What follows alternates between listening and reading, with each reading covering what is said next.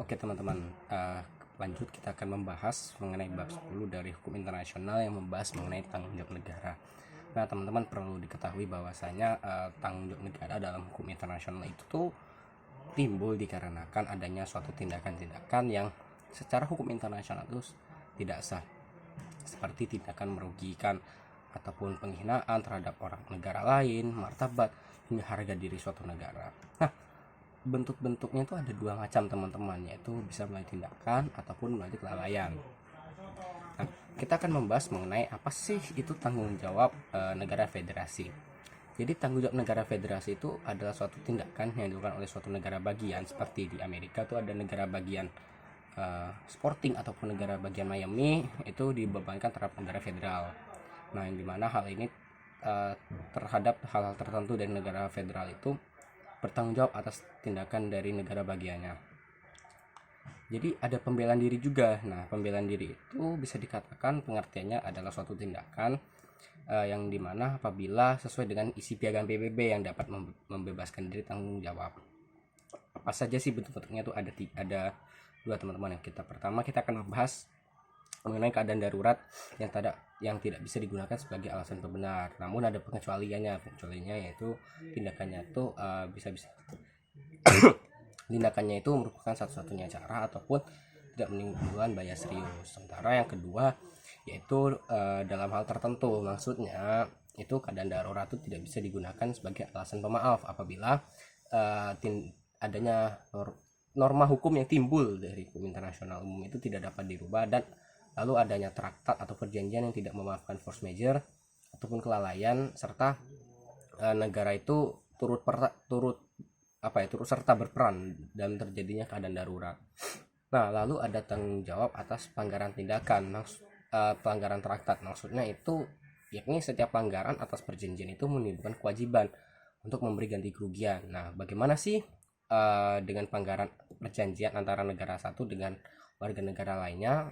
Itu ada dua macam teman-teman. Yang pertama, perjanjian itu boleh diadakan, akan tetapi perusahaan asing ataupun warga asing yang bukan warga negara itu tidak bisa memiliki warga negaranya. Contoh seperti prinsip klausa Calvo. Lalu ada tanggung jawab mengenai utang piutang. Jadi di tanggung jawab utang piutang itu memiliki tiga teori ya teman-teman. Yang pertama adalah teori Lord Palmerston yang mengatakan bahwa negara debitur itu berhak untuk campur tangan dalam diplomatik, bahkan berhak untuk melakukan intervensi terhadap militer negara yang krediturnya lalai. Lalu ada doktrin dari Drago yang menjelaskan bahwasanya debitur itu tidak berwenang melakukan tindakan militer terhadap kreditur yang lalai, namun dimungkinkan melakukan upaya hukum dan diplomatik untuk menyelesaikan permasalahan tersebut. Nah, untuk yang ketiga yaitu debitur mempunyai kewajiban-kewajiban seperti layaknya memenuhi kewajiban perjanjian internasional pada umumnya.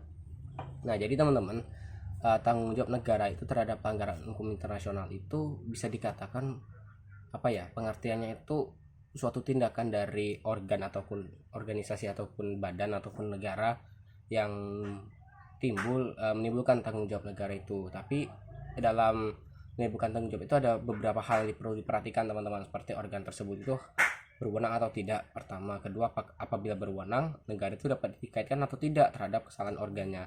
Serta lalu ada bila tidak berwenang, ya negara tersebut tidak dapat dikaitkan. Serta apabila tindakannya dilakukan oleh individu, maksudnya individu itu perseorangan ya, bukan dilakukan oleh negara, maka negara itu tidak dapat diminta tanggung jawab. Jadi tidak ada sangkut pautnya, tapi harus diselidiki lebih tepat.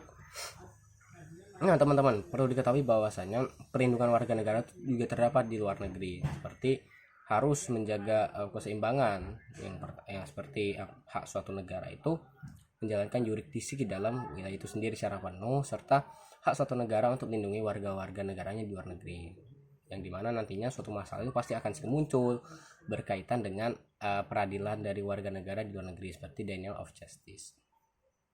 Nah teman-teman, untuk terakhir ini ada mengenai tanggung jawab negara dan teori kesalahan. Nah, jadi suatu negara itu tidak dapat bertanggung jawab kepada negara lain atas tindakan melawan hukum yang dilakukan oleh negara agen-agennya. Akan tetapi itu tersebut dapat pengecualian apabila tindakan itu dilakukan secara sengaja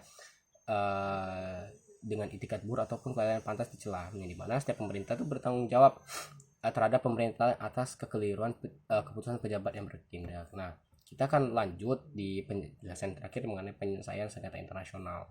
Jadi teman-teman perlu teman-teman ketahui bahwasanya untuk penyelesaian internasional ini itu dapat dilakukan oleh beberapa cara, seperti yaitu ada melalui cara damai dan secara ini. Nah, kita akan membahas melalui cara damai dulu teman-teman. Jadi prinsip penyelesaian secara damai itu dapat dilakukan dengan cara yang pertama, bahwa negara itu tidak menggunakan kekerasan yang bersifat mengancam integritas suatu negara, lalu dengan cara non intervensi dalam urusan dalam negeri suatu negara dan luar negeri suatu negara. Lalu juga terdapat persamaan hak dan juga menentukan nasib sendiri bagi setiap bangsa, yang dimana nantinya mereka sama-sama mempunyai perasaan untuk kedaulatan negara. Hukum internasional pun mengenai kemerdekaan, kedaulatan, dan integritas teritorial suatu negara. Lalu ada itikat baik dalam hubungan internasional dan keadilan dan dalam hukum internasional. Nah, jadi teman-teman, bahwasanya di dalam ini juga dijelaskan mengenai kebebasan memilih ya. Jadi ada kebebasan memilih melalui prosedur penyelesaian. Maksudnya itu ini teman-teman, ini dijelaskan dan juga ditegaskan dalam Piagam PBB di pasal 32 yang meminta kepada negara-negara itu untuk menyelesaikan sengketa-sengketanya secara damai, sambil menyebutkan macam-macam prosedur yang dapat dipilih oleh negara-negara yang bersengketa, yang dimana nantinya itu akan diselesaikan. Yang kedua itu adalah perbedaan penyelesaian sengketa secara politik dan hukum. Pada umumnya hukum internasional itu membedakan antara sengketa internasional atas sengketa yang bersifat politik serta sengketa yang bersifat hukum. Nah, jadi kita akan bahas dulu teman-teman. Sengketanya ada banyak, ada sengketa politik, sengketa politik ya, non yurisdiksional, lalu juga ada sengketa hukum dan yang lainnya. Nah, jadi untuk sengketa politik itu bisa dikatakan ya teman-teman, penjelasannya itu itu terjadi apabila suatu negara itu mendasarkan tuntutannya atas pertimbangan yang yuridik, misal contohnya atas dasar politik ataupun kepentingan nasional lainnya. Yang kedua ada sengketa hukum. Jadi sengketa hukum itu dapat dijelaskan bahwasanya suatu negara itu berdasarkan tuntutannya atas ketentuan yang terdapat dalam suatu perjanjian yang sudah diakui oleh hukum internasional. Bedanya di mana sih di antara kedua tersebut? Bedanya tuh terletak pada tingkat kekuatan dan mengikatnya suatu keputusan yang dapat diambil, yang dimana keputusan itu diambil dalam menyelesaikan sengketa politik yang hanya berbentuk usul dan tidak mengikat negara yang bersengketa. Tapi juga ada penyelesaiannya teman-teman. Dari kasus-kasus sengketa-sengketanya ada beberapa penyelesaian yang dapat dilakukan oleh beberapa negara. Yang pertama itu penyelesaian secara politik ataupun non yurisdiksional. Jadi maksudnya secara politik ini itu jelaskannya bahwasanya tuh bisa dikatakan seksinya tuh ada terbagi dalam beberapa contoh dalam penyelesaian politik, seperti penyelesaian dalam kerangka antar negara, penyelesaian dalam kerangka organisasi PBB, serta penyelesaian dalam kerangka organisasi regional.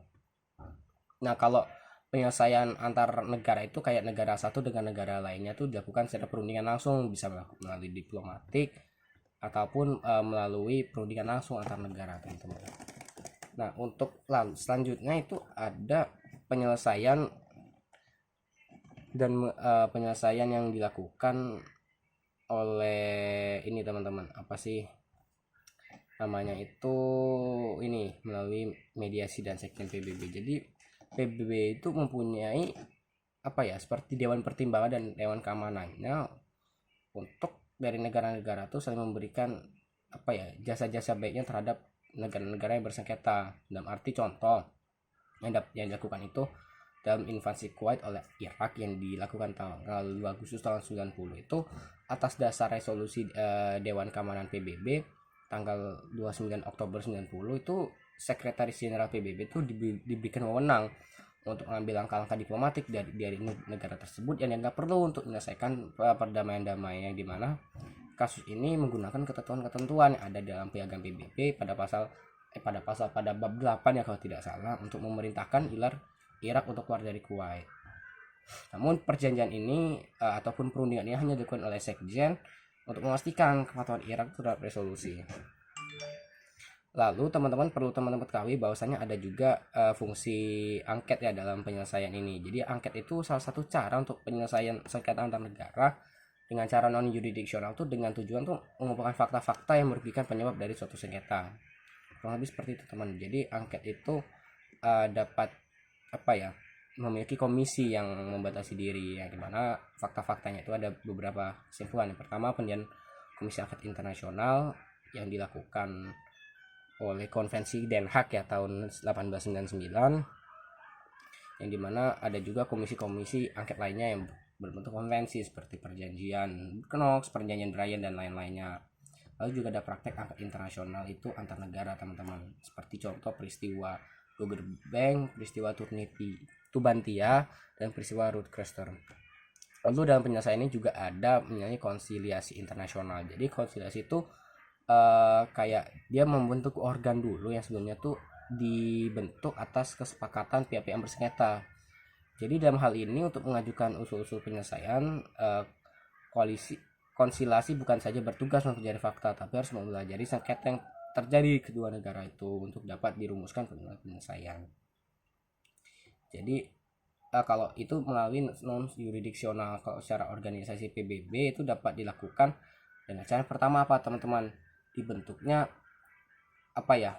perjanjian internasional yang untuk bisa dikatakan perundingan ataupun ya penyelesaiannya secara baik-baik, bisa melalui observasi pendahuluan seperti ya yang terjadi pada LBB dulu, fakta LBB. Lalu nantinya juga ada peranan utama dalam Dewan Keamanan melalui PBB seperti dijelaskan di dalam bab 6 ya di piagam PBB untuk Dewan Keamanan. Lalu juga kalau tidak ini juga ada intervensi majelis umum. Jadi teman-teman kalau di penyelesaian secara PBB itu ada juga intervensi majelis umum, tapi piagam ini hanya memberikan sedikit kekuasaan terhadap majelis umum itu yang untuk penyelesaian dari secara PBB, yang dimana hal ini juga dijelaskan dalam pasal 10 piagam PBB yang dijelaskan bahwasanya majelis umum itu dapat membahas semua persoalan yang termasuk dalam kerangka piagam untuk ataupun yang berhubungan dengan kekuasaan itu, serta fungsi salah satu organ itu tercantum dalam piagam tersebut yang nantinya dapat membuat rekomendasi kepada anggota PBB lainnya atau Dewan Keamanan. Nah, selain itu juga terdapat penyelesaian kerangka organisasi itu dan badan-badan regional. Jadi di pasal 33 PBB juga dijelaskan bahwasanya cara untuk menyelesaikan internasional secara damai itu melalui peraturan regional. Regional yang dimaksud adalah seperti Indonesia dengan ASEAN, seperti itu contohnya. Dijelaskan juga bahwasanya di pasal 5 di bab 8 pasal 52 itu juga merujuk mengenai penyelesaian sengketa internasional melalui regional agreement dan regional agency, yang dimana wewenangnya itu dalam proses awal penyelesaian secara damai ditentukan oleh berbeda sesuai dengan prosedur masing-masing regional, tapi bisa dilakukan secara hukum. Yang pertama ya melalui cara hukum ya teman-teman ya. Jadi untuk penyelesaian hukum internasional ini masih banyak sekali cara-cara yang dilakukan, bisa jadi melalui secara damai ataupun secara hukum. Damai pun banyak seperti yang dijelaskan tadi, bisa melalui PBB, bisa melalui perjanjian biasa dan lain-lainnya. Secara hukum jelas harus ini peraturan-peraturan yang ada di negara tersebut dan penyelesaiannya untuk menyelesaikan sengketa permasalahan internasional. Kurang lebih seperti itu teman-teman materi dari bab pertama hingga bab terakhir dari hukum internasional ini. Terima kasih sudah menyaksikan video ini dari awal hingga akhir. Saya mohon maaf apabila selama pembuatan video ini masih terdapat banyak kesalahan dan banyak kekurangan. Saya minta maaf. Terima kasih atas kesempatannya dan kita bertemu lagi di video selanjutnya.